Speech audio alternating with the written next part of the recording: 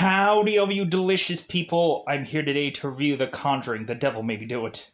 Yeah, we have the devil that is pulling a Steve Urkel in this one. And be like, did I do that? Because he did. He sure as heck did. I had nothing to really open this review with a joke or a nothing, so I just went with the classic Steve Urkel. Bravo, everyone. Bravo. So, I had nothing to open this up, so I thought I would go with a joke. The Conjuring, The Devil Made Me Do It. This movie is to maybe not be as good as The Conjuring 2. I'll admit that right at the gate. This movie has to just be a jumbled mess of having both Ed and Lorraine going frickin' all of number of places to go up against the disciples of the Ram, because we have occultist members who are really, it's just like one old lady. And so, great.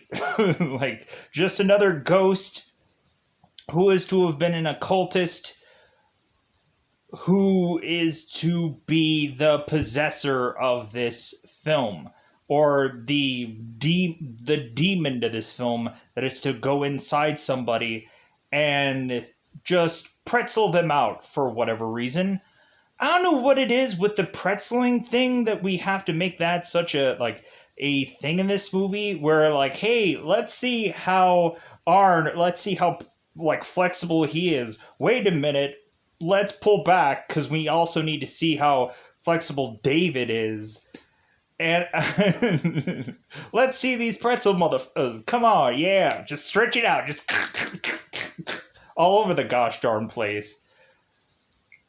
Like, I don't know why that has to be a thing, because, well, I know why, because it seems that seems to be the most unsettling thing to do in a movie now, where you have these contortionist things, and, like, that's really, like, they have to forcibly kind of put that in here, because it's a way to, like, put something interesting in, and I don't really know if, like, any of these scenarios actually happened where it's, like, the pop and lock routine of any number of these things. But, like, we really also have, like, an Exorcist Stir of Echoes kind of style of movie. And, like, I can enjoy it. Like, I could really just be like, okay, there's something interesting here.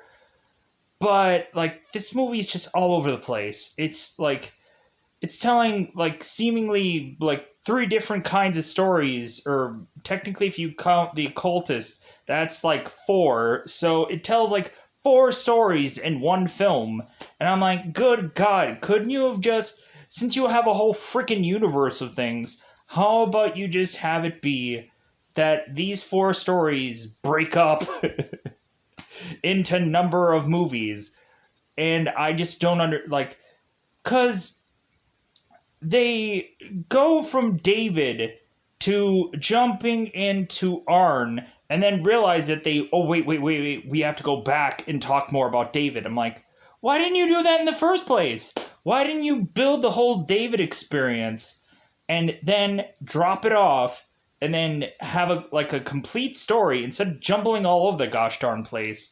Tell a completion of a story instead of, like, they jumble all over the place in this movie.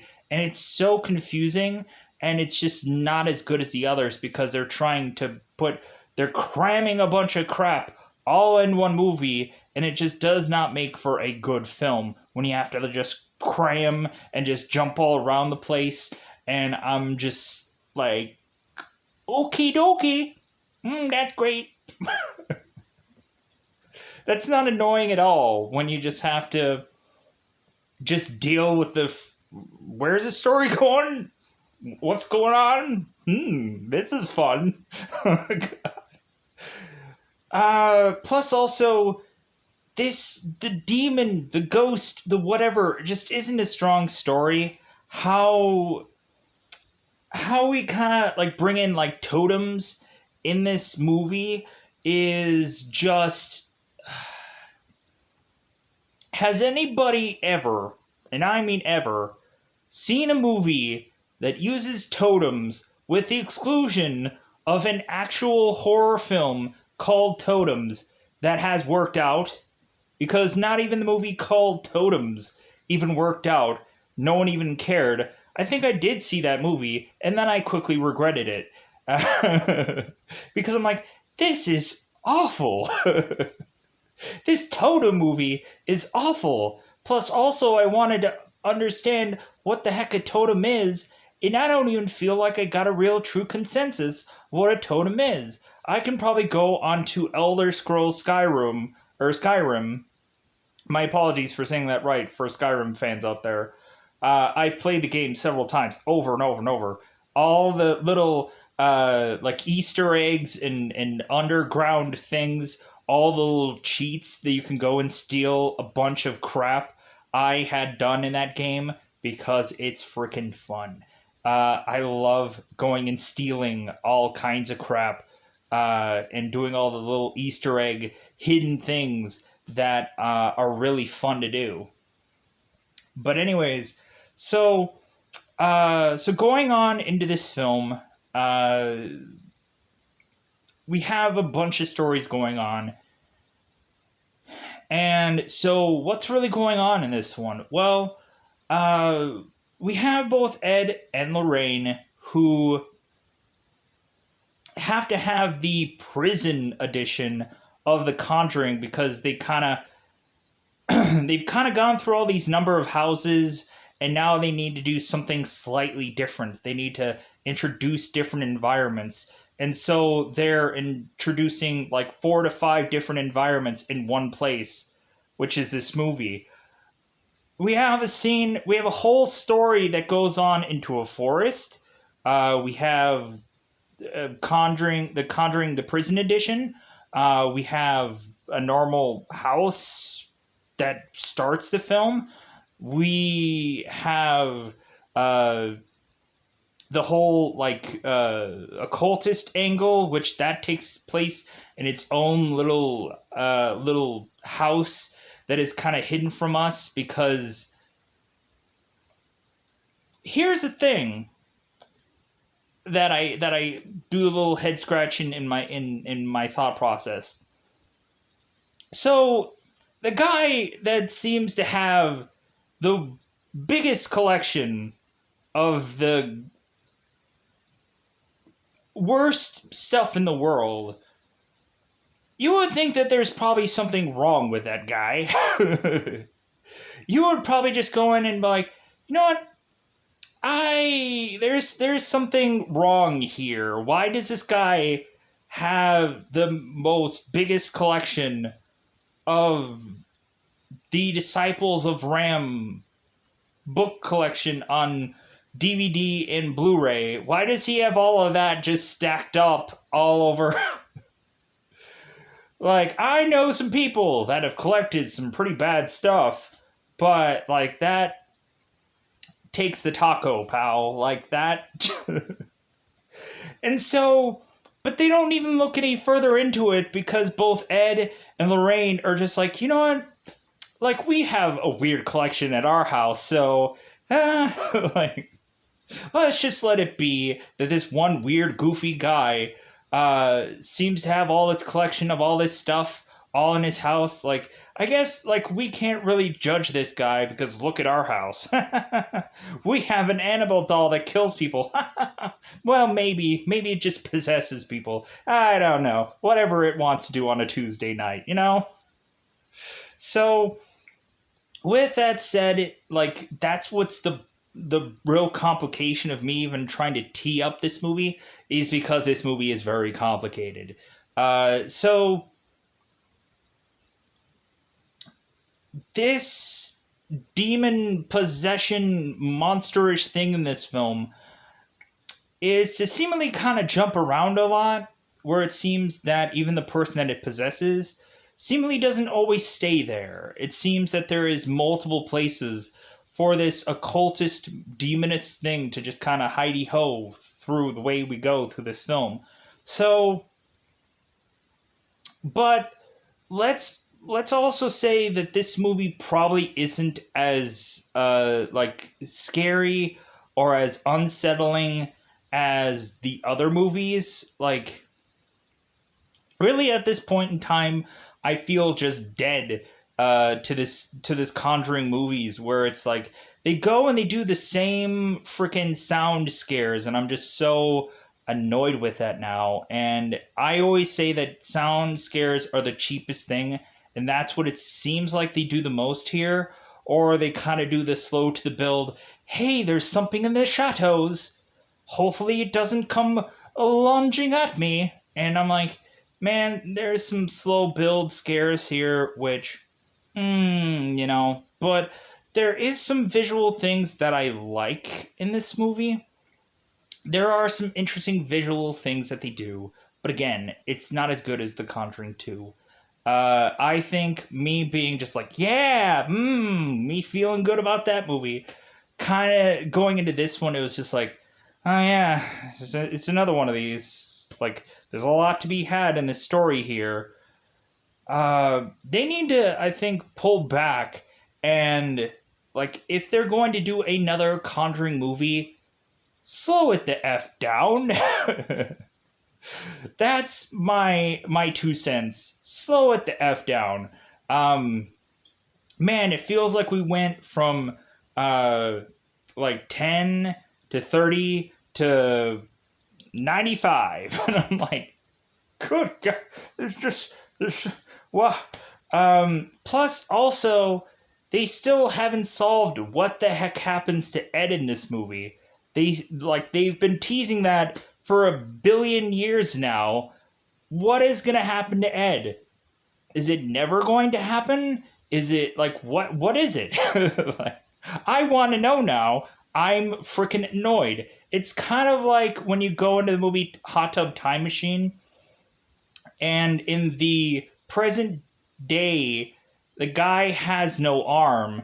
And so when the team of guys go back in time, they want to figure out why the guy had lost his arm. And every single time there is some kind of tease, seemingly that this guy is going to lose his arm at some point, but it doesn't happen. And so now we have one of the people that are just so upset. They're like, I'm going to freaking just chop off this guy's arm because I'm getting ticked. I want to know why he loses his arm. I want to know the history of that.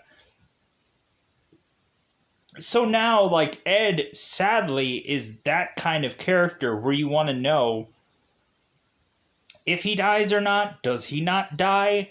Like, what's going on with this character? Why give us this premonition-ish thing about him dying and consistently having that thing happen? And then, like, I guess, like, we could just say that vision is not going to happen now? Because now Ed is aware of it, and so maybe he's being much more precaution-ish? I don't know, but they need to do something in the next film. Like, but slow it the F down. Good God. Don't tell 4 stories in one film. Good grief. So, let's just go into spoilers, because this movie is too hard to tee up. I think I did a good enough thing about saying what happens in this film. People may still get a scare from this film, but I think really, because I've seen like pretty much all the Conjuring Universal scary things, and now like at this point with the exclusion of one film, which I don't even know if I really ever want to watch it. If there seems to be, if like there's not another Conjuring movie coming anytime soon, then I'll probably dust off and watch the last one and just like, yay, completed, even though I probably won't even like it. The Curse of La Maramala, the hard to pronounce Conjuring movie, the I think the Bride movie, the one where the girl's the bride. I guess that's probably the Weeping Bride or something like that. Some kind of.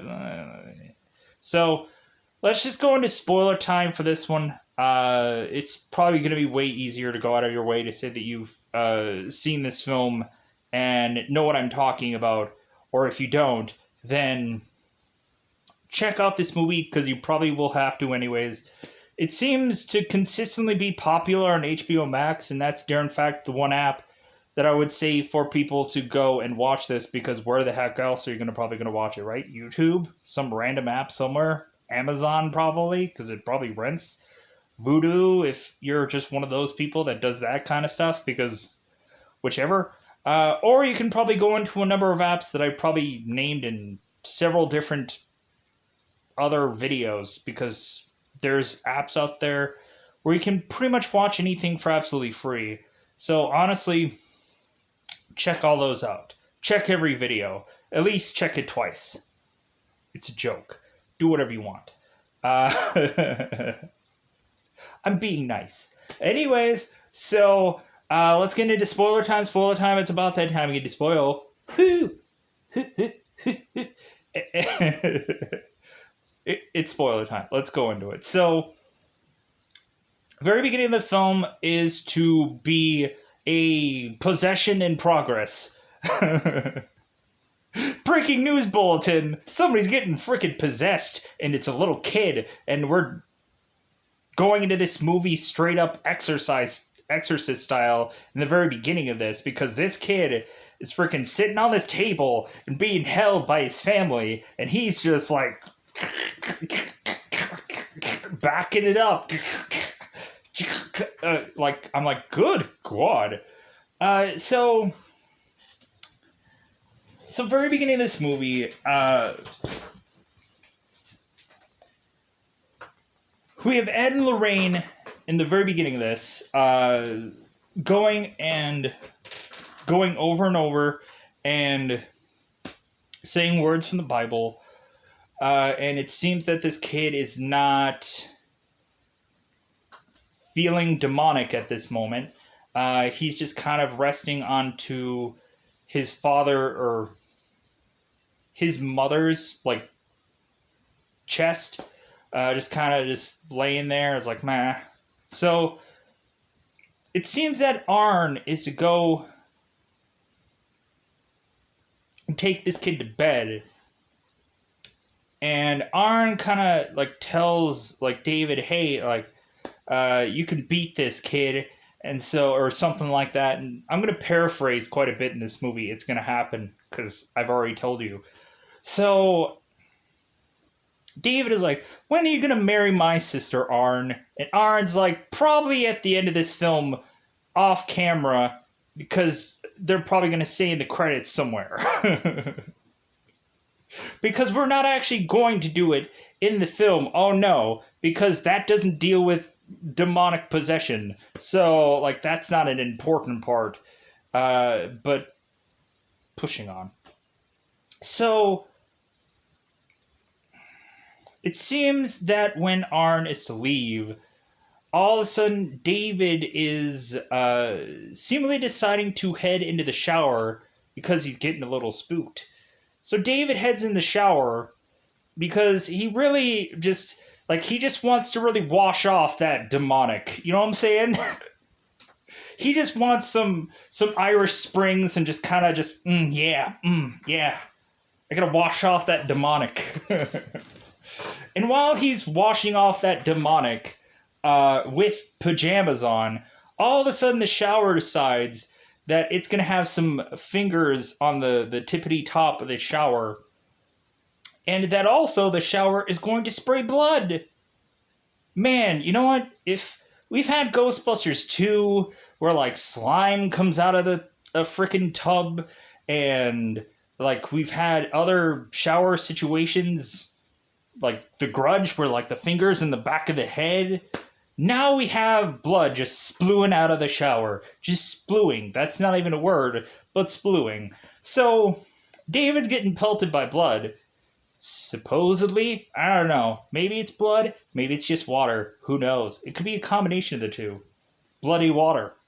Pushing on. So, David screaming bloody burner, because there might be a demon in this room. We don't know. It could just be the shower just malfunctioning with fingers and blood. So the family comes running into the bathroom, not even asking the kid if like he's fully clothed in the shower. Like, hey, have some discretion, family. Come on. He could have gotten butt naked in there. You don't know. ask before you just whoosh, you just whip out the shower curtains, why don't you? So the father grabs his son, and then they're like, okay, this kid is like back to demon, so or demon style.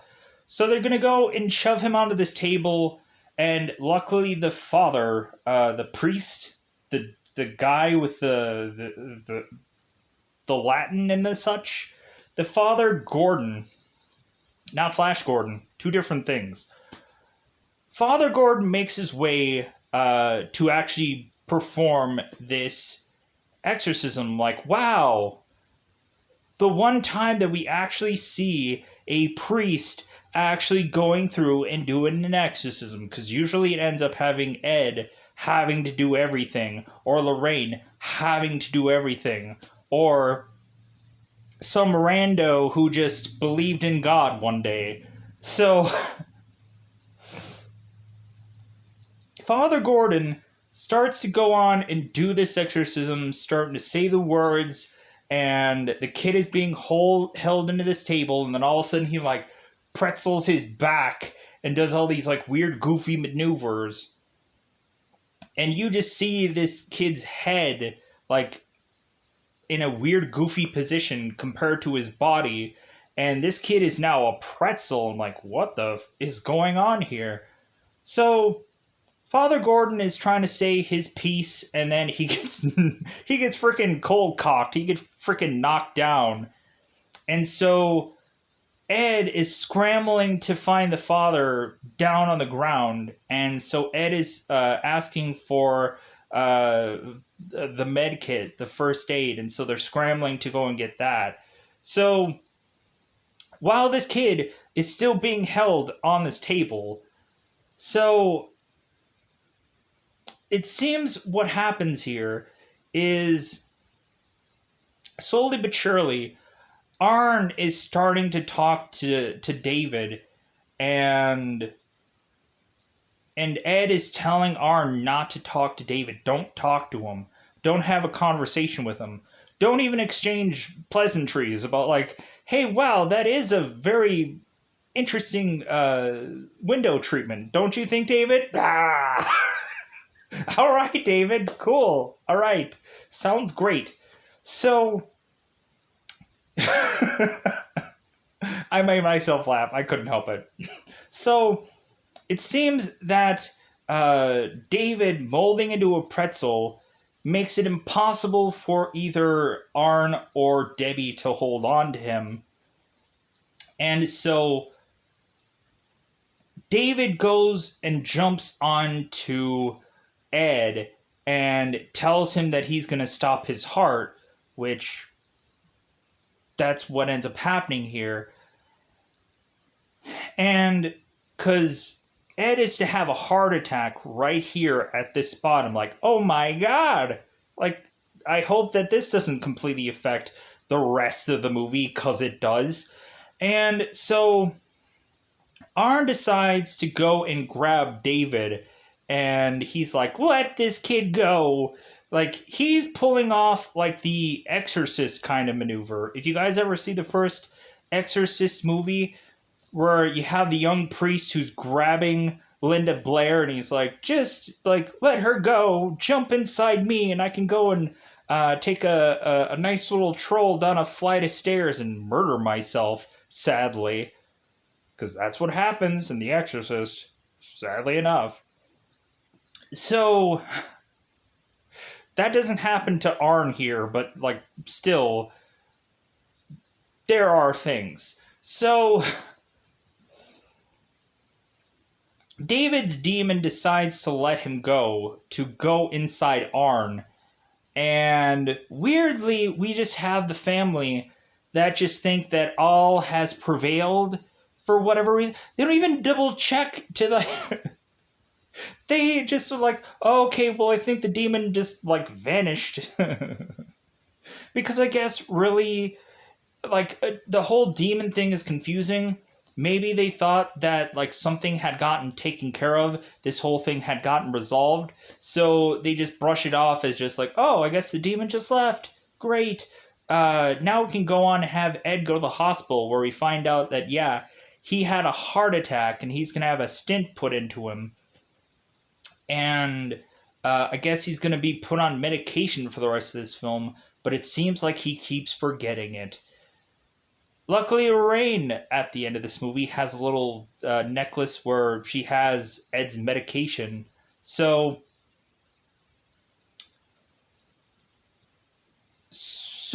the demon went into Arn, and no one cares.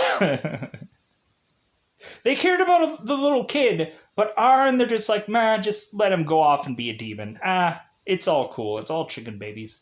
So Arn goes off to go and live with Debbie, and he's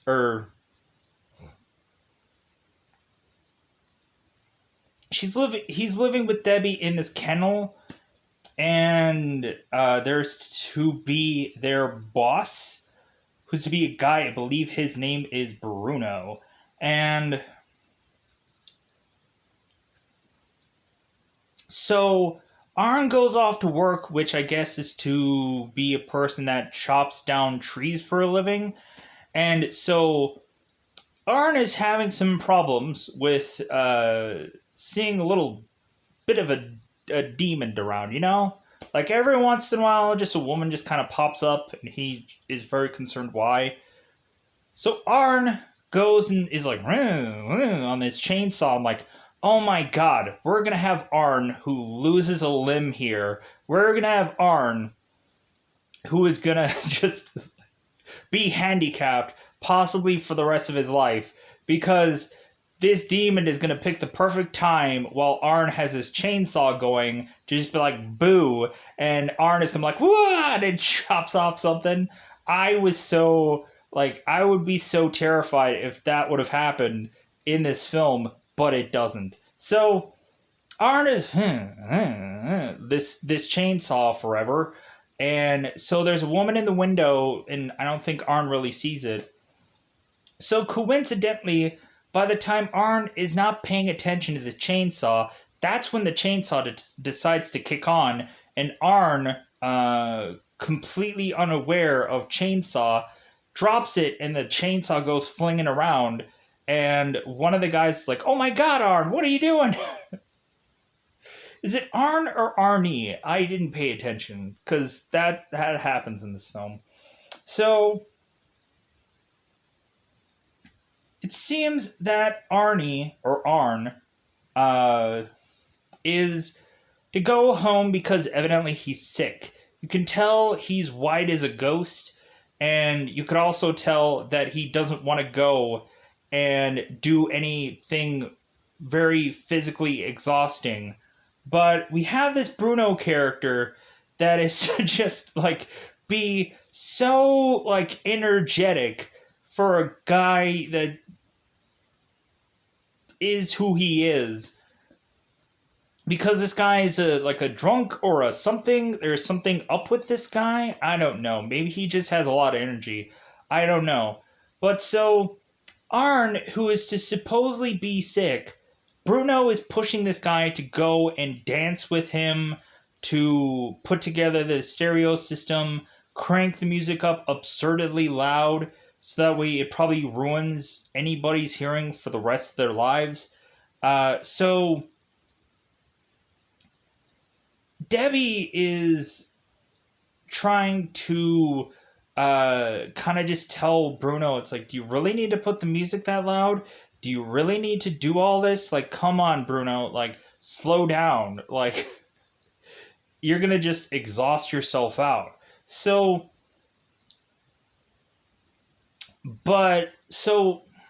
Arn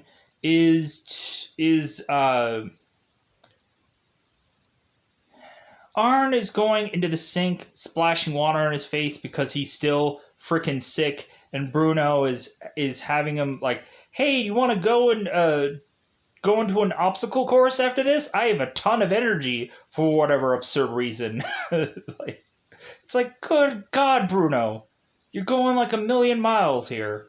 So Arn is to all of a sudden see Bruno going and popping and locking with Debbie, and Debbie is freaking out.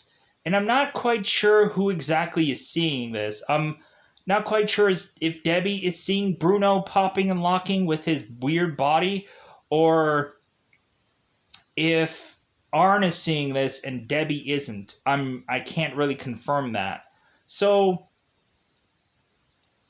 Arn frees Debbie from Bruno, and then Arn and Debbie start to like make their way through this place because Bruno has seemingly got some demon in him. We're not quite sure if this is all an illusion or if Bruno is fine and this is all some weird, bizarrish dream of sorts.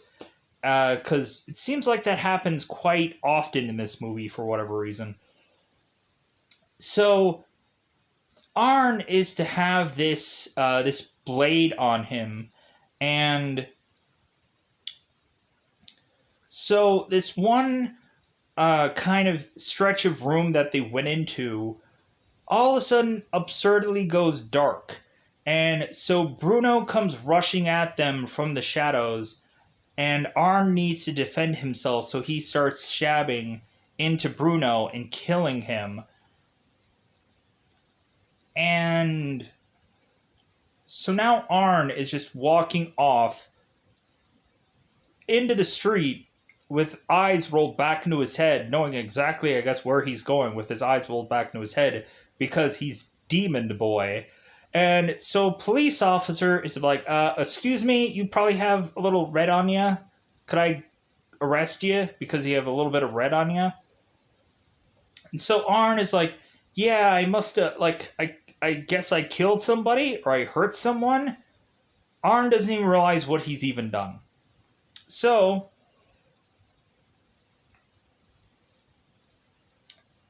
now we have kind of Debbie calling both Ed and Lorraine and saying like, yeah, you know that demon that you guys had thought were like was over and done with, right? Yeah, not so much. We also had a point when Arn was in his house. He ended up seeing this rat that was crawling through his house. Arn sees a hole in his wall, and so he's looking at it. He's looking through it. Taking a while to do. Scare? Are you there, Scare? Is it gonna happen? Oh, wait. The scare that you were expecting isn't the scare we're going to get. Because the occultist lady appears from behind Arn and grabs him, and Arn is to be scared and falls over, and the occultist woman is now gone. So Arn is to basically tell this police officer, shall we go to jail? So they end up going to prison, and so Ed is to have, of course, Arn reading the Bible, or I think he's just saying the Bible verses. And so Ed is like, okay, this is weird. They kind of try everything on him to test if he is to have a little bit of demon inside of him, which he doesn't. So they're like, okay, this seems weird. Normally a demon would be inside of a person, but I guess this demon jumps around because we find this demon has a bunch of connectional things from all over the gosh darn place that is going to have this thing just easily jump around for whatever goofy reason. So now we have to backtrack, and so Ed and Lorraine is going to the court system and telling this lawyer that that this lawyer needs to say that Arn is not guilty because of demonic possession. So the lawyer is like, I'm sorry, I don't think that you can have me believe that any of this is true. And so Ed and Lorraine is like, oh, okay, well, we're going to take you to our home and show you Annabelle, and then you're probably going to just go on and just believe what we're telling you. So, court is in session. The lawyer's like, yeah, not guilty, demonic possession. Yeah. We don't actually see what happened to this lawyer, but probably got scary enough, right? So now we do that backtracking like I talk about. So Ed and Lorraine now have to go back and need to cover David's story because we should have done that in the first place. We should have done that in so that we can complete things. I like to complete things. I like things in perfect sequence instead of things jumping all over the place out of sequence. I just like perfect films. Uh, that's how I can enjoy things, and that's how usually I review things. So, in completion, in one fell swoop of things. So we go back, and so when David had moved into this house and found a room that weirdly has a waterbed, has anybody ever been in a waterbed? Let me know in the comments below if you've ever slept in a waterbed.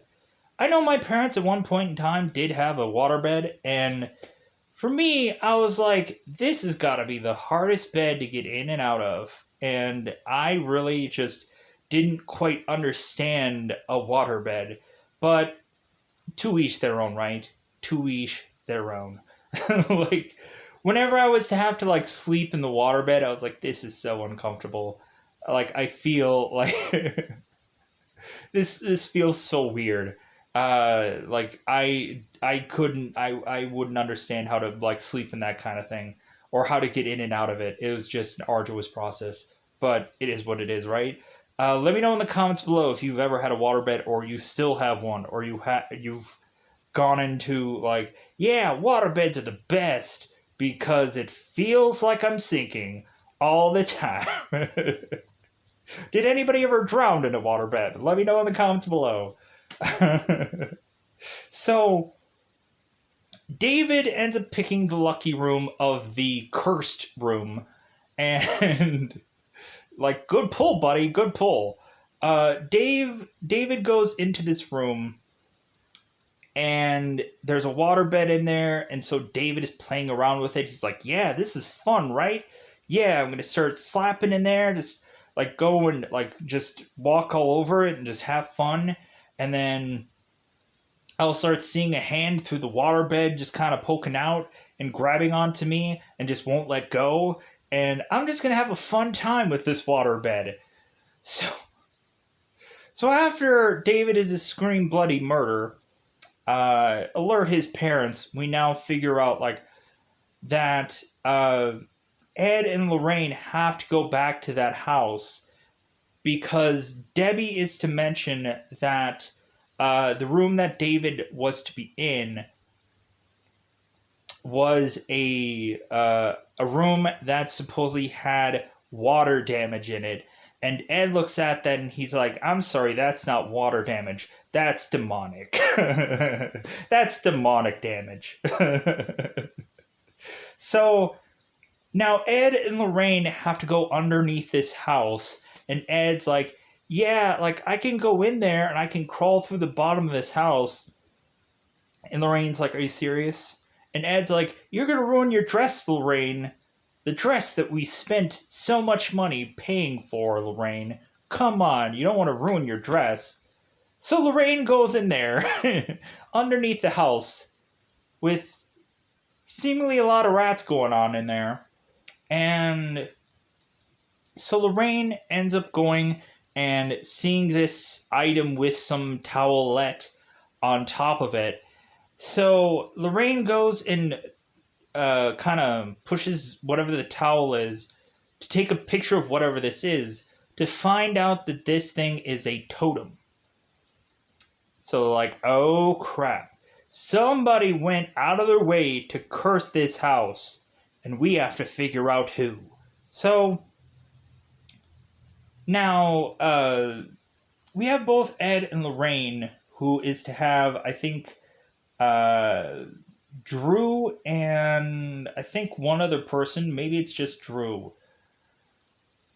Might have been Debbie, not quite sure. But they have whoever go out to every single uh,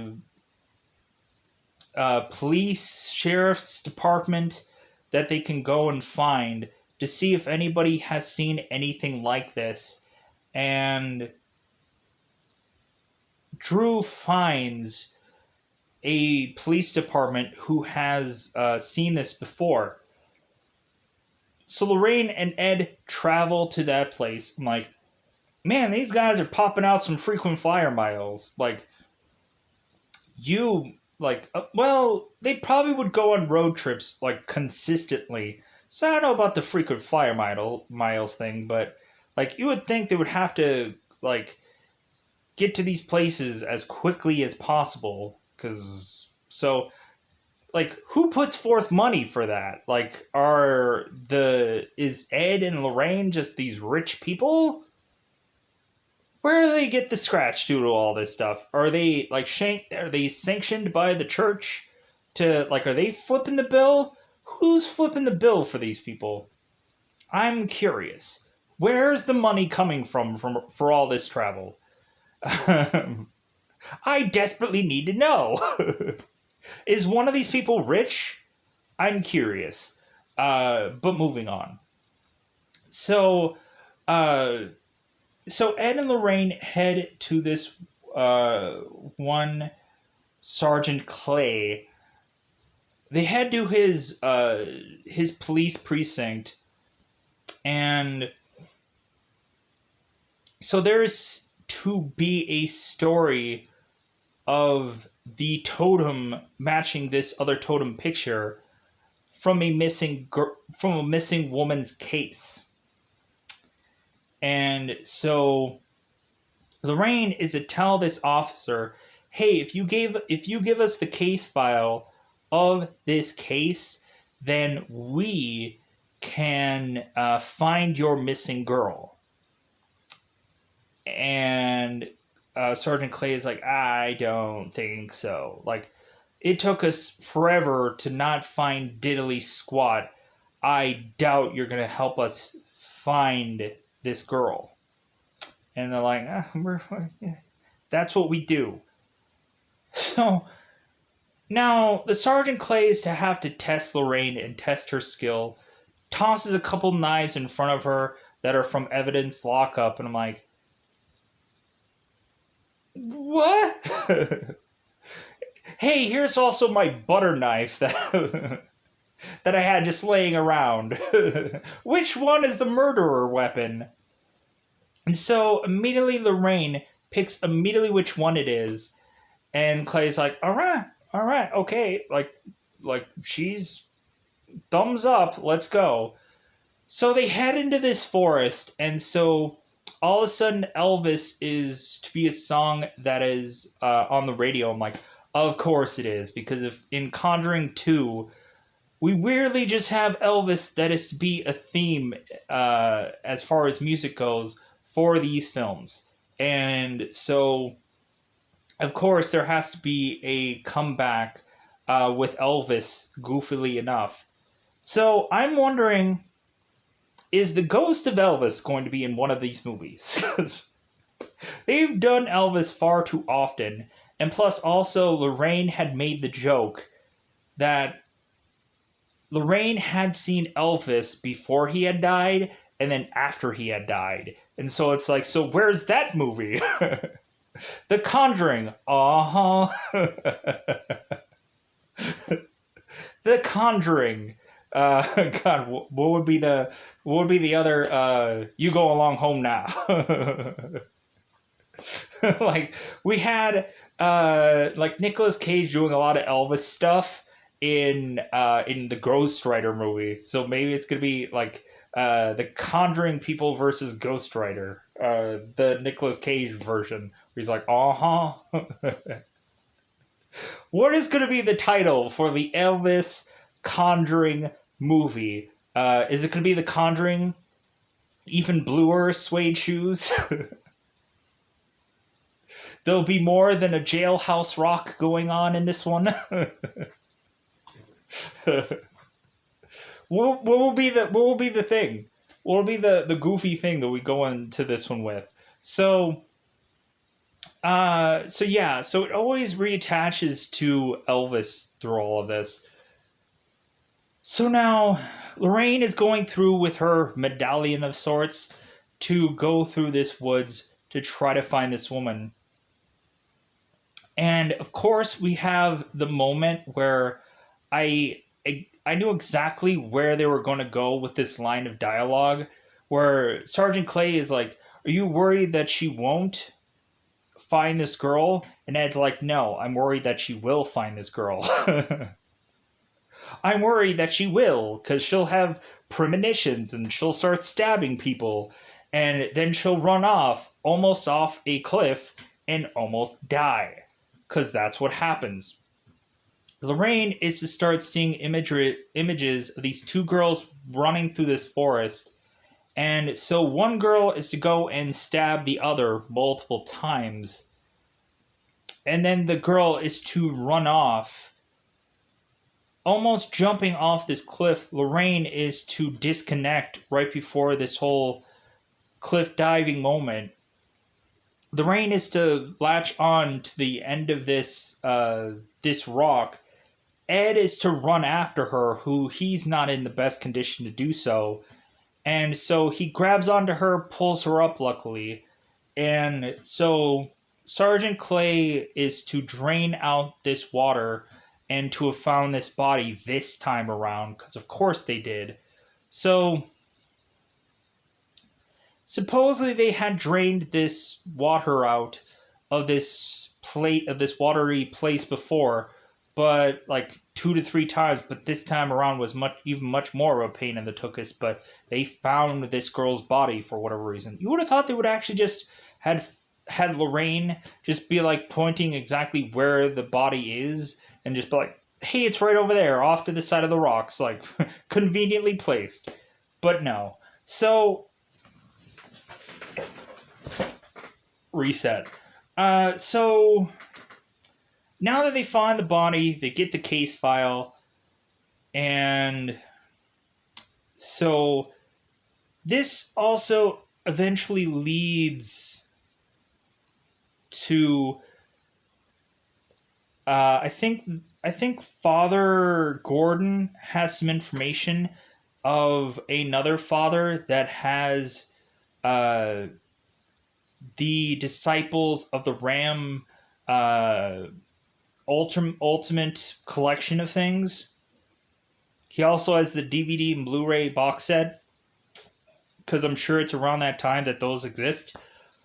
So now both Ed and Lorraine head to a guy named Kastner, who was a father himself, who I guess all this stuff started to accumulate one way or the other, because any of this disciple the Ram stuff was to be given to him. And so Kastner, you would immediately think this guy is the evildoer. This guy is like, God, what is it? Like Green Lantern in the Green Lantern movie, where you have all the blue guys, the little tiny blue guys that are to be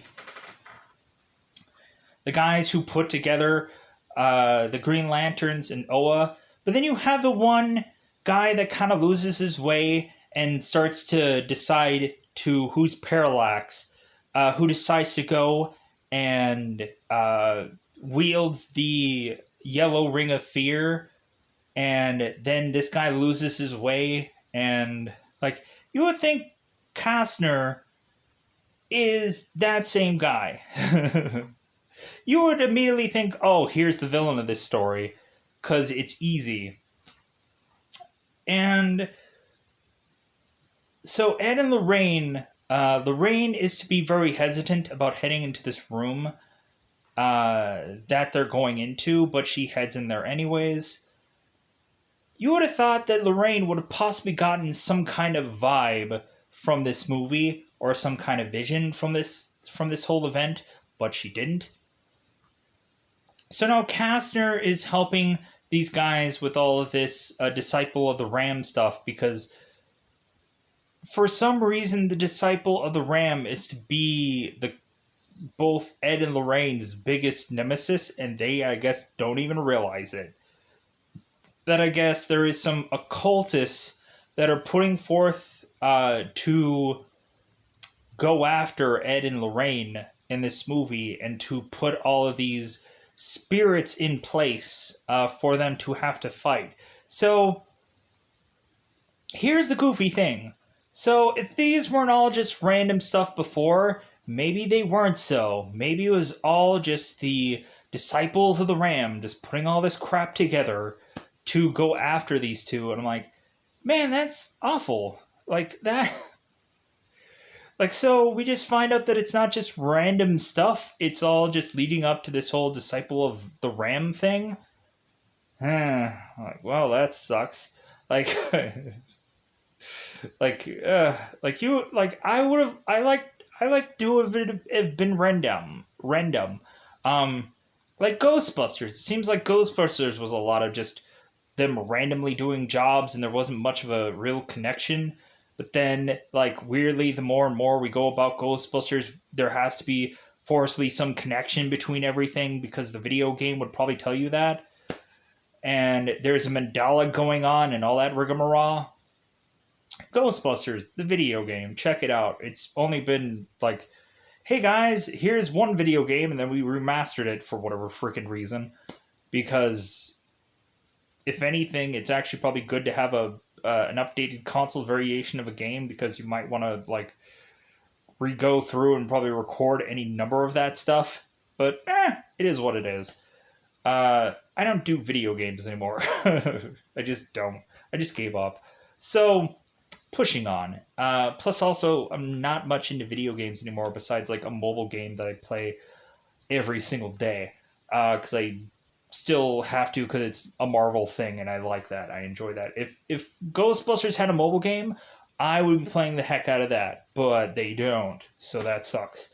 But they have mobile games that or video console things, stuff, whatever, pushing on. So shout out to Ghostbusters Afterlife. Whether it's going to be a good movie or an awful one. Anyways, pushing on. What was I going with this? So, Ed and Lorraine is getting all the information from this Kastner guy, and they're like, hey, thanks for the help. Because eventually they're going to have to go back there, because why wouldn't they? And so, Arn is to start to taste some demonic flavor, going and being in Forcefully Prison, where he is to go on and start mopping up this floor, and he ends up dropping this bucket of water. One PA system girl that's like probably 10 feet away from him is telling him, hey, you're going to clean that up, right? Off of a PA system when she's technically 10 feet away from him. Why? So Arn all of a sudden is starting to have certain sleeping prisoners start to awake and start to get a little demonish. And so then Arn all of a sudden has... I'm going to have to sneeze here in a second. False alarm. So we again have the occultist ghost demon person thing jump Arn from behind if that wasn't done already in this film. Now we have to do it twice because we just like that bizarrish effect of going from behind somebody, because we do everything from the front of them by shouting in their face. Now we just have to go and booga from behind and scare the person and not us, the viewer. Whatever. Like, they kind of ran out of the... Like, now they're only doing the bangity bang scares that are supposed to scare people now. Immediately, I now watch a Conjuring movie with very few volume on, just because I'm like, a sound would probably scare me more than anything else because I'm a person that like I hear really well, and it's really annoying to watch a movie that has way too big of a sound kind of thing going on. So it's really annoying watching this movie because I'm like, man, these scares are so cheap because they have to do sound scares. So I'm like, I'm not going to watch this in full volume or whatever I usually watch in any other film because cheap scares. So Arn is to be, of course, scared. So Debbie has been desperately trying to call Ed and Lorraine, letting them know about Arn's condition that he is to seemingly be possessed, and they still can't quite figure this out. It's like, okay, this demon is really like a real challenge this time around because it's a third film. It's a third. What do you think? It's gonna be like the easiest thing in the world?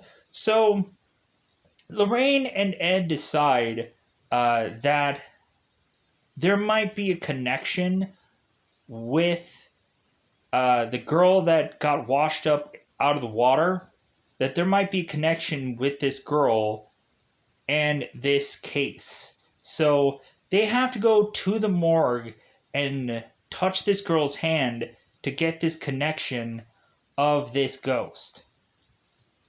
Because they naturally assume that this girl was to have been possessed, and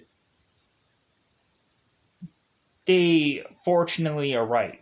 So Lorraine goes and touches this girl in this morgue, and now we actually get some cool things going on in here. Anything that's to kind of go on with Ed and Lorraine in this movie, where it seems like they're almost at odds with one another through a bulk of this film, that's a part of this movie that I can weirdly enjoy. So Lorraine is latching on to this girl, and like Lorraine is going and trying to figure out who this villainous character is, this occultist girl. And so while Lorraine is doing that, Ed is having to deal with a massively not quite fit gentleman who is to just wake up from this thing called the dead, and just to stand up and just be like, hey man, like I'm gonna go after Lorraine, hope you don't mind. So this monsterish character is to get up and start to go after Lorraine. And so Ed is telling Lorraine, you have to break this connection. You have to do it now. You're probably going to die if you don't do it. So you might as well just stop holding this girl's hand. So Lorraine drops this girl's hand, and this guy goes smacking into this into this table and falls over. I'm like, oh my god, just bam, and freaking falls. And I'm like, man, that's gotta freaking hurt. If it didn't, because there's probably any number of situations where it's like, oh no, that didn't hurt at all. So I wonder how many takes that took. Just the one? Did it take 5? That would have sucked. I don't know how many times that there's some scenes where I'm like, what if they didn't get the take right the first time around and had to go through like 6 different takes because they're like, well, hey, can you do that again, but we can do it at a different camera angle? Can you just smash into this like freaking table? But I want to see like Lorraine's reaction, so can you do that again? I would just be like, mother, what? So it seems that Lorraine had technically figured out who this demonic thing is, because, like, of course they should have. So it's to be this occultist girl who had died. So Ed and Lorraine head back to their place and had been getting calls from Debbie all day long. And so Ed picks up the phone and tells Debbie to put Arn on like suicide watch and have like the priest kind of watching over him. So the priest gives Arn a thing of holy water, which is made out of glass, like a bottle of holy water out of glass. You would think that this priest would have given this guy like holy water out of some metal canteen, so that way, like, what if this guy is to see some demon break some glass and just stab a guy? You don't know. Then that will be on your hands of like, how did he get this glass bottle? Let's go and try this priest, then have him be accomplice to a murder. That's just me. So Arn goes and is to take the water and put into a circle, and he sits and starts saying Bible words. Uh, that sounds awful. He starts saying words from the Bible. He says Bible things. I don't know. Yeah. So people like if who have seen a number of these Conjuring things, I just say yeah, they say some Bible stuff. They didn't say anything in Latin. You would have thought that maybe Latin would just be much more like going against the demons and like, oh no, he's. But it doesn't matter, I guess. So, so both Ed and Lorraine are heading back to re-catch up with Drew, who goes into the a library's restricted section to find some book that is to help both Ed and Lorraine out coincidentally. But they can't read some of the Latin stuff. So we have Lorraine taking this book back to Kastner, and luckily he can read it and he translates it. And so we also have Kastner, who is going to also give Ed and Lorraine this book, because it seems that Ed and Lorraine are to have a flower that had come to them, or a bouquet of flowers that had a totem in it. And so now both Ed and Lorraine are being involved in having the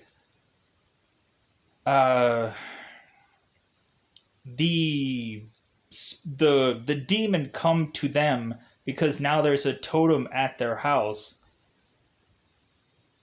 After seeing this totem, all of a sudden Ed is to pass out, and he is to seemingly have this dream sequence where, again, the large man who was at that morgue is to seemingly come at Ed. And so Ed is going to use his Bible speak and his rosary and so on and so forth to try and back away this demon, this monster, this whichever.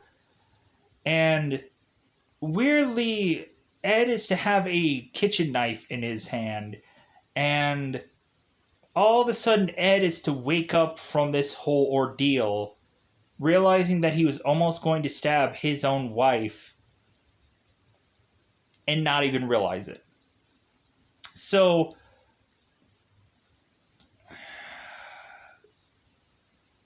we push on. So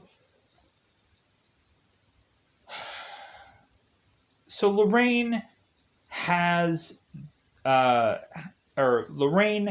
Castor give her this book that is to actually have helped her greatly. And Lorraine is like, why didn't you give us this in the first place? And Castor is to say, well, there's a whole reason for that.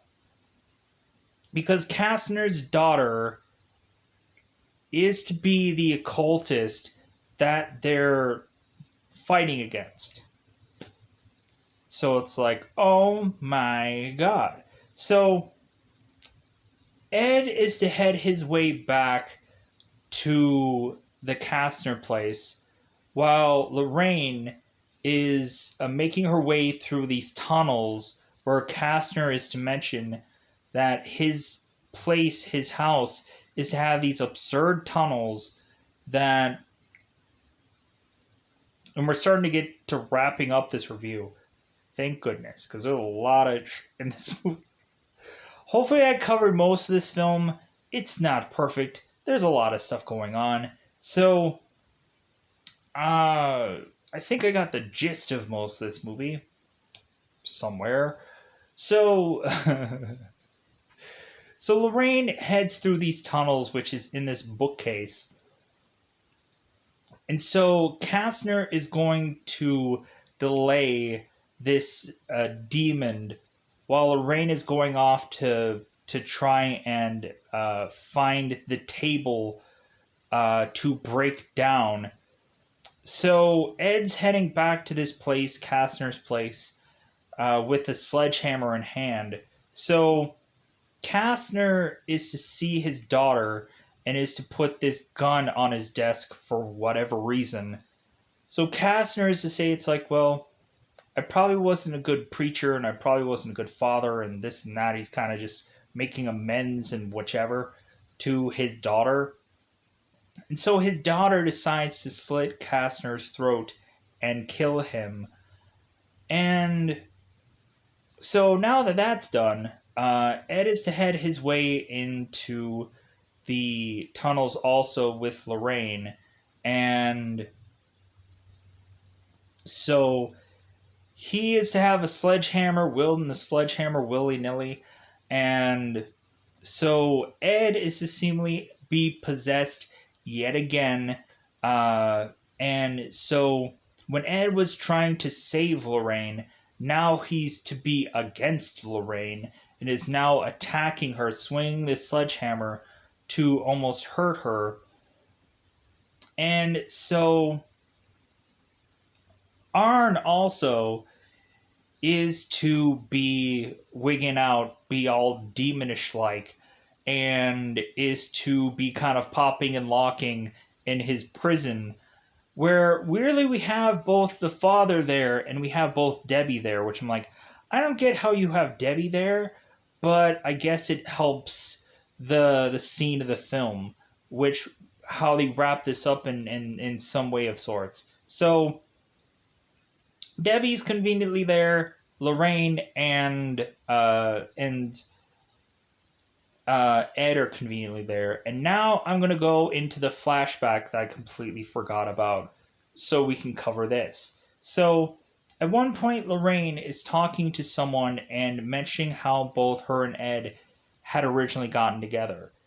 It seems that Lorraine had went off to go to the movies and Ed was to be some usher. And it seems that it was love at first sight to the point of after Ed's shift was over, both Lorraine and Ed ran off together into some gazebo of sorts and kissed for the first time. So this relationship must have just been like that. And I kind of wonder, considering this is based on a true story, if this actual story is true. You would think that that would probably have to be true, right? That would have to make a lot of sense to just be like, that's the way they got together. But I don't know. I think that seems a little quick. Where how is it that Ed, like, shouldn't have Ed kind of talked to Lorraine and said like, hey, yeah, like, I guess you're the girl that sees ghosts, right? Like, hey, like, when I was a kid, like, I had a ghost under my bed, and so, hey, we should probably get together, right? We should get married. You would think that that would be kind of the lead up, but I guess not. They're just like, hey, we saw ghosts once, let's kiss. I guess. So, but the whole thing of this is to have Lorraine mention here that the love between both Ed and Lorraine is not a weakness, it's a strength. And that all of a sudden Ed is to jump out of his possessed state and go and slam the sledgehammer against this table of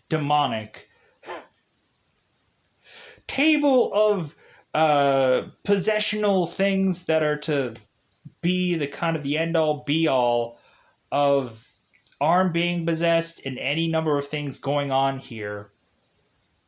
And so Arn, who had been possessed, is now no longer possessed. And this preacher is trying to do whatever he can to kind of say his words and whichever to try to stop Arn from doing what he's doing. But Debbie going in there before Arn is to slit his own throat with this piece of glass he found, that was to stop him from being possessed. And so I guess, like, so, of course, after this, we have both Ed and Lorraine kind of like resolving this whole case and wrapping it all up in a nice, neat little bow with now the occultist demon girl is to have to answer for her not having a soul to give the ram demon. And so the ram demon appears to this occultist as herself and goes and twists and turns and snaps and cracks this girl's body and then ghostly kills her to send her soul into hell with him. I would assume he's going to hell, right? Probably. Anyways, so because since she doesn't have a soul to give him, he's taking hers. Because there's, like, she can't go and put this table back together again like Humpty Dumpty style. It doesn't work that way. So since this curse is basically broken of this table of death, the ram is taking this woman and going back to hell. So Ed and Lorraine are seemingly at the court where Arn is to go off to prison for 5 years for manslaughter. Seems that both Debbie and Lorraine are to get married in prison. Wow, that's kind of a nice story that we don't even see because off camera, because they just tell us that. And basically the movie just wraps up with Arn still getting convicted because, like, I guess they really just still can't believe of somebody being possessed by a demon and, like, being not guilty at the same time. So with that said, I think that's all that I wanted to say about this movie. I hope I covered most of it. And yeah, I feel good about it. I feel good. I don't know. Plus, this is an hour and X minutes, so I'm going to get the heck out of here. Bye, everybody. Bye, everybody. So yeah.